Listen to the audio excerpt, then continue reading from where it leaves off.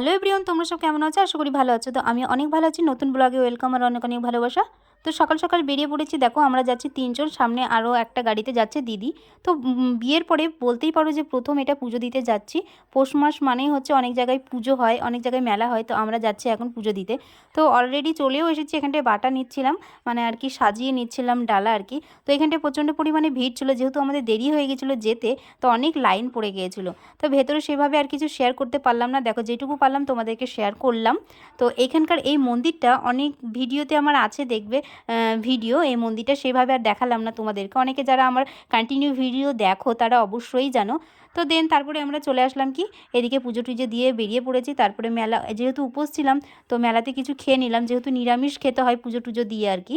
তো মেলা, তো এখন আমরা বাড়ি যাব। তো ভাবলাম যে জিলিপিটা কিনে নিই, যেহেতু মেলা বসেছে, অনেক বড় মেলা। যারা এসেছে তারা অবশ্যই জানো।